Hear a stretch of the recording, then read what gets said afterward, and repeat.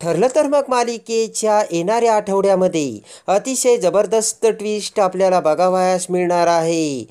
त्यामध्ये आता प्रतिमा मेल्याचे तिसरे सत्य नागराज आणि तन्वीने समोर आणताच आता प्रतिमाचे श्राद्ध घालत असताना खूप मोठ्या सत्याचा मोठा थरथराट होताना आपल्याला बघावयास मिळणार आहे. त्यामध्ये आता प्रतिमा ही मेली नसून प्रतिमा जिवंत असल्याचे सत्य आता सायली पूर्णाई समोर आणताना आपल्याला बघावयास मिळणार आहे. आणि त्याही नंतर आता श्राद्धाच्या दुसऱ्या दिवशी अशी काही भयानक घटना घडणार आहे की त्यामुळे आता तन्वीची एक चूक तिला खूप महागात पडून सायली हीच तन्वी असल्याच्या भयानक सत्याचा खऱ्या खोट्याच्या पारड्यात आता मोठा न्यायनिवाडा होऊन सायली ही प्रतिमाची मुलगी असल्याचे सत्य आता करून पूर्णाईसमोर कसे येते हे या व्हिडिओमध्ये आपल्याला बघावयास मिळणार आहे. तरी हा व्हिडिओ शेवटपर्यंत नक्की बघा. त्यामध्ये आता नागराज आणि तन्वीने केलेल्या प्लॅनप्रमाणे जेव्हा रविराज आता प्रतिमाची बॉडी बघायला जातो त्याच वेळेस एका क्षणात आणि एका सेकंदात ती प्रतिमाची बॉडी असल्याचे सगळ्या गोष्टींनी आता रविराजांची खात्री झालेली असते. आणि अखेरीस ती बॉडी दुसरी तिसरी कुणाची नसून प्रतिमाची असल्याचे आता रविराज समोर येताच रविराज आता प्रतिमा मेल्याचे डिक्लेअर करून ती बॉडी आता रविराजने घरी आणलेली असते. आणि सगळ्या सुभेदारांना आता प्रतिमा मेल्याची न्यूज आता रविराजांनी दिलेली असते. आणि त्यामुळे आता सुभेदारांच्या घरात दुःखाचा डोंगर कोसळलेला असतो. ज्या प्रतिमाची आपण 20 वर्ष वाट बघत होतो ती प्रतिमा आपल्याला अखेरीस सोडून गेल्याचे समजताच आता पूर्णाईने रडण्याचा आकंत मांडलेला असतो. पूर्णाईच्या डोळ्यातून अश्रूंच्या धारा वाहत असतात. आणि जी प्रतिमासाठी आपण 20 वर्ष तिला शोधत राहिलो ती प्रतिमा आता आपल्याला सोडून गेल्याची खंत आणि ते दुःखाने आता पूर्णाईला ग्रासून टाकलेले असते.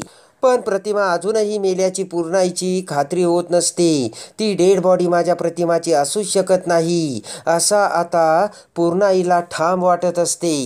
पूर्णाई मात्र ओरडू सांगत असते की रविराजा, मला वाटतंय की ही माझी प्रतिमा नाहीये, तू अजूनही सगळं काही खुलासा कर. पण आता त्या बॉडीजवळील त्या वस्तू, ते सर्व पुरावे आणि ते सर्व वर्णन आता ती प्रतिमा असल्याचे सर्वांना सांगत असते. त्यामुळे आता समोरची परिस्थिती आता अगदी विरोधात असते. त्या बॉडीची अवस्था अशी काही करून टाकलेली असते की ती बॉडी ओळखण्यास आणि कोणतेही विधी करण्यास आता त्या बॉडीला काहीही अर्थ नसतो. तेव्हा आता पूर्णाई मात्र म्हणत असते की माझं मन सांगतंय की ही माझी प्रतिमा नाहीये. तेव्हा आता त्या बॉडीची ती अवस्था बघून सर्व विधी आणि सर्व काही पटापट इन्स्पेक्टरने तयारी करून उरकलेलं असतं. आणि काहीही करून या बॉडीची विल्हेवाट लावायची असे आता विचार करून ती बॉडीची विल्हेवाट लावण्यासाठी आता इन्स्पेक्टर सगळ्यांनी तयारी केलेली असते. आणि आता अखेरीस इकडे श्राद्ध घालण्यासाठी सर्वजण जमा झालेले असतात. शोकाकुल वातावरणात रडक्या चेहऱ्याने आता रविराज हा प्रतिमाच्या फोटोसमोर येऊन प्रतिमाच्या फोटोला हार घालू लागतो.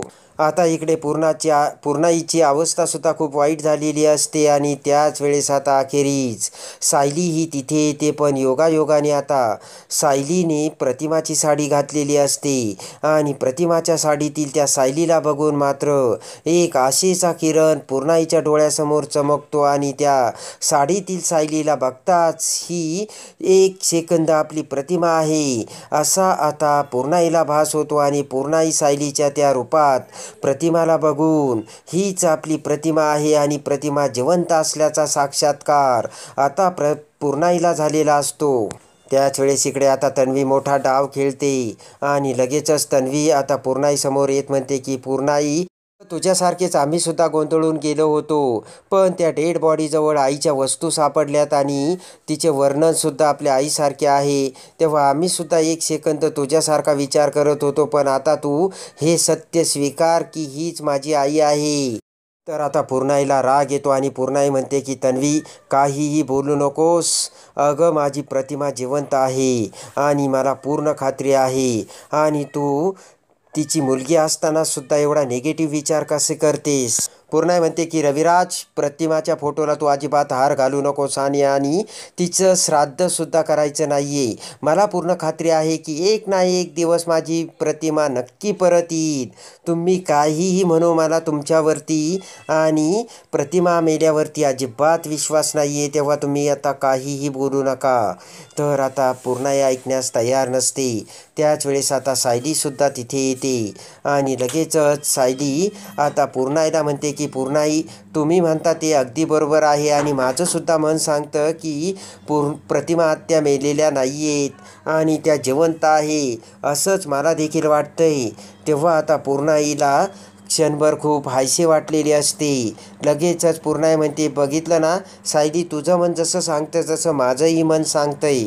ते ऐकून आता मात्र तन्वीला मोठा धक्का बसलेला असतो आणि ही सायली अचानक इथे येऊन काय बोलते आणि काय सांगते या पूर्णाईला, आणि ही म्हातारी देखील या सायलीचं कसं ऐकते, असा विचार आता तन्वी करू लागते. आणि तेवढ्यात आता प्रियाचे लक्ष सायलीच्या साडीकडे जाते आणि आता सायलीने आपल्या आईची म्हणजे प्रतिमाची साडी घातली, यामुळेच ही पूर्णाई म्हणजे ही म्हातारी प्रतिमा जिवंत असल्याचं बोलते.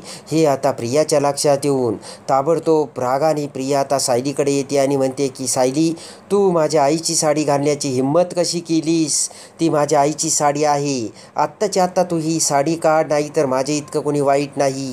तेव्हा आता सायलीला देखील धक्का बसतो. तर त्याच वेळेस पूर्णाजी म्हणते की खबरदार तन्वी, ती प्रतिमाची साडी तिने घातली आहे ना, त्या साडीतच मला तिच्या रूपात प्रतिमा दिसली आणि प्रतिमाचा साक्षात्कार झाला आहे. तेव्हा सायली, तू अजिबात ही साडी काढायची नाही आहेस. ते ऐकून आता प्रियाला मोठा धक्का बसलेला असतो. इकडे आता त्याच वेळेस आता प्रतिमाचा साक्षात्कार होऊन आता पूर्णाईने मायेने सायलीला जवळ घेतलेले असते आणि मायेने आता सायलीच्या डोक्यावरून हात कुरवाळून आता पूर्णाईला सुद्धा आता सायलीचे ते रूप बघून धीर आलेला असतो. सायली म्हणते की बरोबर आहे पूर्णाजी, तुमचा प्रतिमा आत्या जिवंत असल्यावरती एवढा विश्वास आहे ना, तो विश्वास एक दिवस नक्कीच सत्यात बदलेल आणि आपली प्रतिमा आत्या पुन्हा येईल. तेव्हा आता पूर्णाईला सुद्धा मोठा दिलासा मिळालेला असतो. प्रियाला राग आलेला असतो. तर प्रिया म्हणते की सायली, तू माझ्या प्रतिमाची साडी घालून त्या साडीचा वापर करून या घरात तुझी जागा मिळवण्याचा प्रयत्न करते, पण एक गोष्ट तू लक्षात ठेव, असं केल्याने काहीही होणार नाही. अस्मिता म्हणते की या सायलीचं तुला माहिती नाही का तन्वी, पहिल्यापासून ही काही ना काही नाटक करतच असते.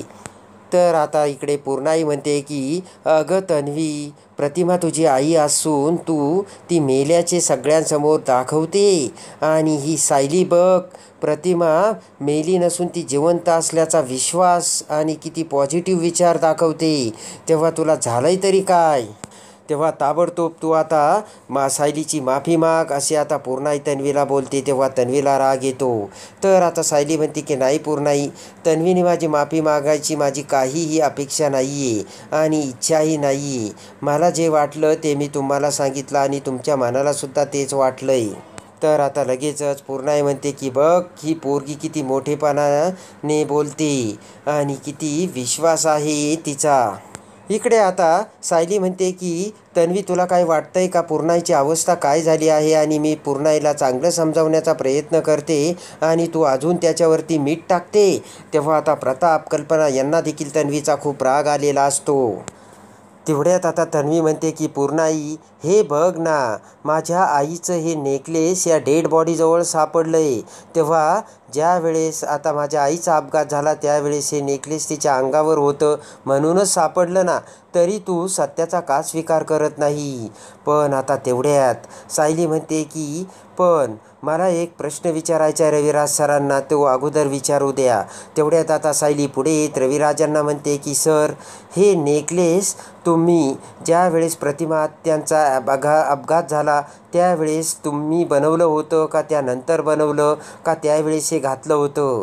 तेव्हा आता रविराज त्याचा विचार करू लागतात आणि खटकन रविराजांना क्लिक होते की हे नेकलेस ज्या वेळेस आम्ही अर्जुनच्या बड्डेला सुभेदारांच्या घरी आलो होतो त्यावेळेस मात्र प्रतिमाने हे नेकलेस घातलं नव्हतं. मी तिला घालण्यास सांगितलं होतं. त्यावेळेस प्रतिमाने सांगितले होते की आपल्याला पूर्णाईने एक महत्त्वाचं सांगण्यासाठी बोलावलं आहे, ते सांगितल्यानंतरच मी हे नेकलेस घालील. आणि ते प्रतिमाचे शब्द आठवताच हे नेकलेस तर आपल्या घरामध्ये होतं आणि प्रतिमाने घातले नव्हते हे सत्य आता रविराज समोर आलेले असते. आणि पटकन आता रविराज यांच्या ध्यानात येताच रविराज ते पूर्णाईला सांगतात. त्या क्षणी ती डेड बॉडी प्रतिमाची नसल्याचे आता सर्वांच्या समोर आलेले असते आणि सगळ्यांना सायली सगट मोठा आनंद झालेला असतो. तर इकडे झालेला असतो तो मात्र तन्वीचा जळफळाट. त्यानंतर आता दुसऱ्या दिवशी तन्वी ही घरी जाऊ लागते. वेळेस आता जाब विचारण्यासाठी तन्वी ही सायली समोर येते आणि जोराने सायलीला ढकलून देते. त्याच वेळेस आता सायली ही लगेचच खाली तोल जाऊन पडते आणि त्याच वेळेस आता सायलीच्या पायातील ते तुळशीपत्र पूर्णाई समोर येते आणि पूर्णाईला मोठा सत्याचा उलगडा होऊन सायली ही दुसरी तिसरी कोणी नसून ती आता प्रतिमाची मुलगी असल्याचे सत्य पूर्णाईच्या डोळ्यासमोर आलेले असते.